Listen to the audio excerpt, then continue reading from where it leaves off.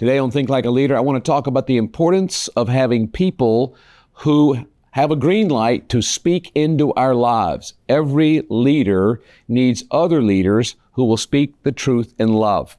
I was recently in Hawaii meeting with my oversight team in Hawaii because the oversight team is chaired by Pastor Norman Nakanishi, and he hosted the gathering on his island in his church. The oversight team doesn't oversee every nation. It oversees me. It oversees my position. And the four-man team of Norman Nakanishi, Bishop Manny Carlos, Jim LaFoon, and Joey Bonifacio for the last 5 years have provided very helpful input into my life. They do extensive surveys and get information from regional leaders around the world, from our apostolic council, from staff, from pastors, from campus missionaries. They compile that, and then they sit down with me, and it's all divided into 3 sections. What Norman calls the awesome list. It's very encouraging. He says, Steve, here are the things that you're doing great. This is the awesome list. Keep doing these. Good on you. Well done, etc. Then he gets to the adjustment list.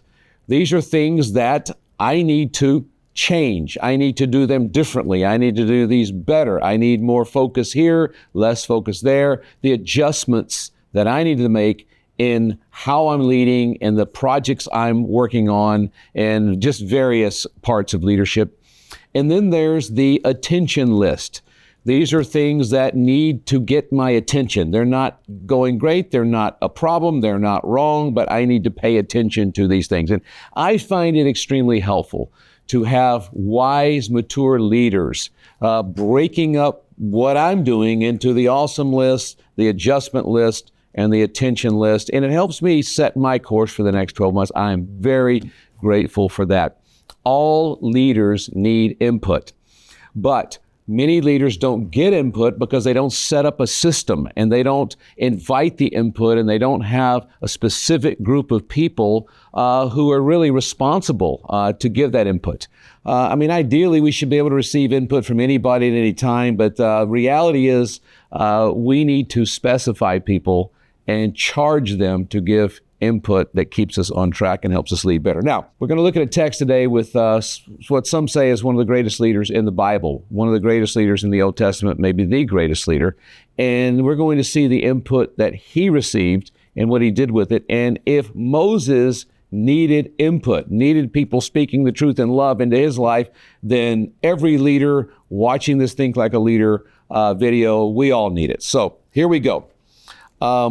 Exodus chapter 18, I want to read verses 13 through 18. The next day, Moses sat to judge the people, and the people stood around Moses from morning till evening. When Moses' father-in-law saw all that he was doing for the people, he said, "What is this you are doing for the people? Why do you sit alone, and all the people stand around you from morning till evening?" And Moses said to his father-in-law, "Because the people come to me to inquire of God. And when they have a dispute, they come to me, and I decide between one person and another, and I make them know the statutes of God and his laws." Moses' father-in-law said to him, "What you are doing is not good.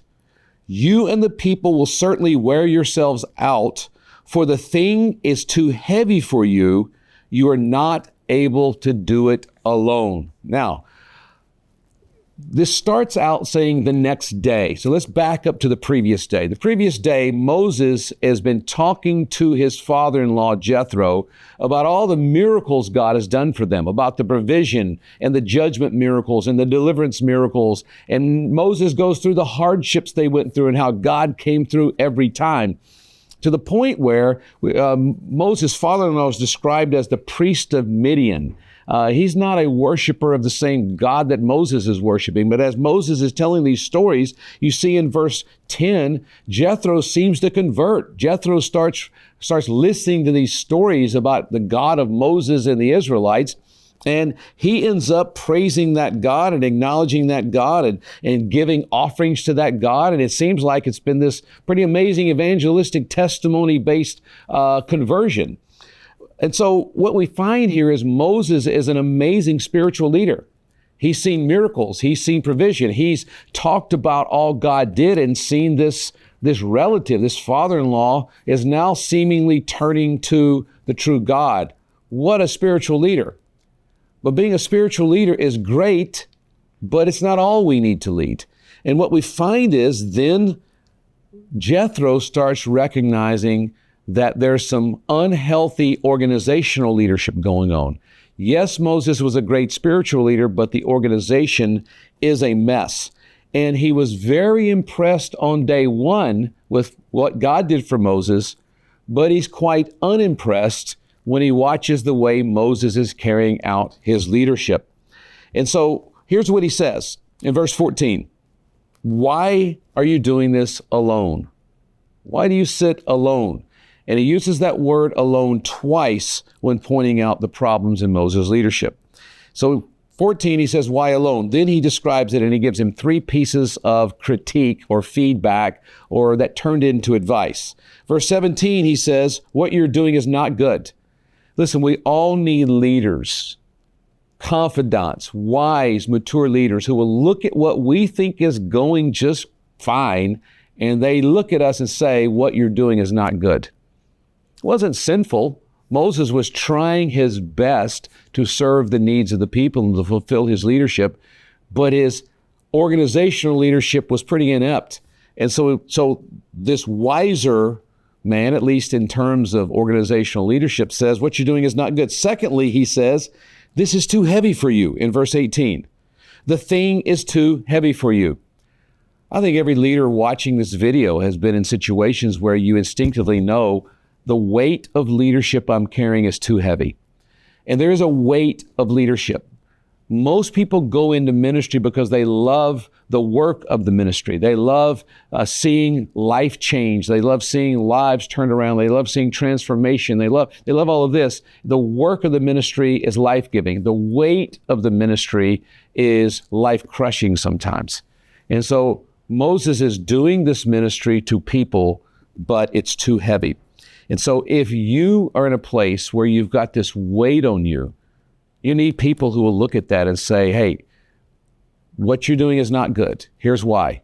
It's too heavy for you. And then he says this, you are not able to do it alone. So 3 things he says. The way you're leading is not good. The thing is too heavy, the way you're leading. It's too much weight on you, and you cannot do this alone. That's pretty much universal advice that leaders need to hear all over the world in every type of leadership, because typically leaders, there's always something we're doing that's not good. That's why I so appreciate when Pastor Norman Nakanishi and my oversight team, when they look and say, here's the adjustments, because what you're doing is, I know what you're trying to do, but it's not good. So adjust this, pay attention to this. That's them kindly saying what Jethro said, what you're doing is not good. And then they go through, it's too heavy. You can't do this alone. You're not able to do it alone. So here's a question to help you think like a leader. Do you have a Jethro in your life that has the green light to give you an adjustment list, to give you an attention list? We all love when we get the awesome list. Hey, here's what you're doing well. But have you given people the green light to say, I need you to speak up? If I'm not leading well in certain areas, if I'm doing things alone that need to be done with a team, if I am putting myself under an unbearable weight of leadership, I need you to speak up. Do you have those people? Who are those people? Do they know their Jethro for you? I'd advise you, I'd plead with you, find some people who are wise, who believe in you, who know you, who are smarter than you in many areas, and give them a green light to speak into you the way Jethro spoke into Moses' life. Second question, are you a Jethro to other people? Are there people that have told you, look, I need you to look after my life. I need you to speak up. I need you to speak into my life. I need you to bring adjustment and correction and focus and redirection and whatever's needed. I need you to do that. If you have those people, please be faithful to that. Don't be hesitant. I'm grateful for the oversight team that officially does that in my life. But besides the oversight team of those 4 men who are in my life that way, I also have another group of 5 men. And I've given those 5 men for the last almost 10 years, me and these 5 guys twice a year go on a spiritual retreat. And there's a lot of adjustment that goes on. There's a lot of speaking into one another's lives. And all those five men along with me have the green light and a sense of responsibility to speak into one another's lives. I'll give you one time when Phil Bonasso did that. He's done it quite a few times with me. And I thought I preached a pretty good mission sermon in this big conference. And Pastor Phil started asking me a few questions. And he finally got down to this. He said, Steve, you seem angry when you talk about missions. And I was puzzled by this. I had no idea that I was coming across angry. And he started breaking it down and asked a lot of questions. And he said, look, these churches are doing the best they can with missions, but the way you're preaching when it comes to global missions, it feels more like a beat down than a build up. And the words of Phil cut me and hurt me and helped me. And we talked through how I can preach the same text with the same goal of mobilizing people for missions, but doing it in a way that is life-giving instead of condemning.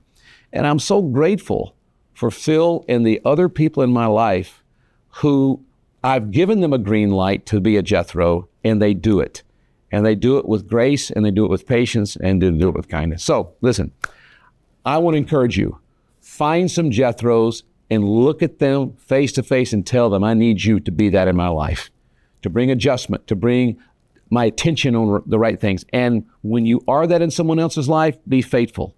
Now, look how this ends. Verse 24, so Jethro comes in, he says, what you're doing is not good. What you're doing is too heavy for you. What you're doing, you do not have the ability to do it alone. And then look what happened. This is amazing. Verse 24. So Moses listened to the voice of his father-in-law and did all that he said. We didn't read the advice he gave, but he gave some really brilliant organizational leadership ideas. Verse 25, Moses chose able men out of all Israel and made them the heads over the people, chiefs of thousands, hundreds of fifties, and tens. So here's what happened.